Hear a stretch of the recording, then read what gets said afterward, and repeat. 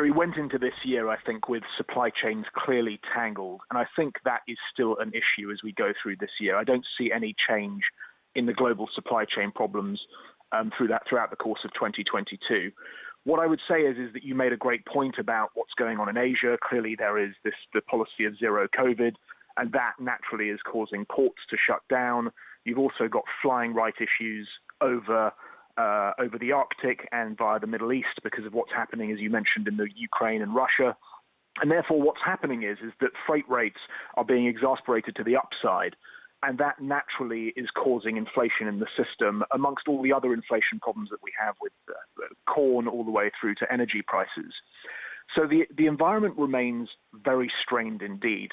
And as you rightly point out, that is why customers globally are coming to us with their very tangled supply chains, particularly in the East, and saying that they need a resilient partner to want to work with them in the warehouse across our 900 warehouses globally, and also have a tech outfit that can work for them so that when the goods arrive in the environment of the warehouse, they can get through quickly into the hands of the end consumer. That's why customers are coming to us.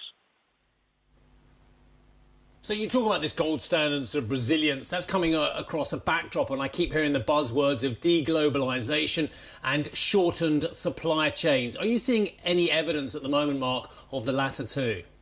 Yes, you're definitely seeing an element of nearshoring. Clearly, if goods can't come out of parts of the East on a clean and simple basis, as we've seen in the last 12 months, there's very much a demand to move not just manufacturing, but also warehousing facilities back into domestic markets. It's been a trend for the last 10 years, but there's certainly been an uptick in the last 12 months.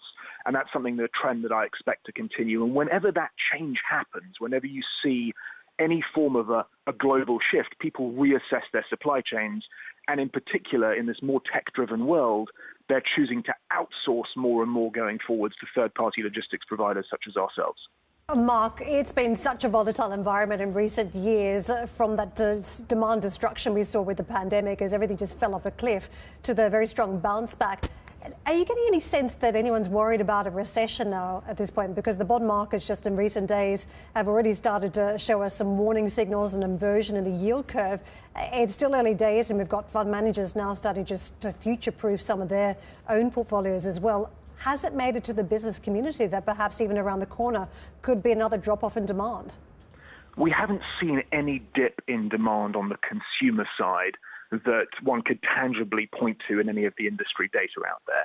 What I would say, though, that there's clearly been commentary across a number of different customers in their forward-looking statements suggesting that clearly inflation is one of their biggest concerns, and that comes across in everything from companies that supply wheat, corn, grain, all the way through to the energy and utility bills that we talked about.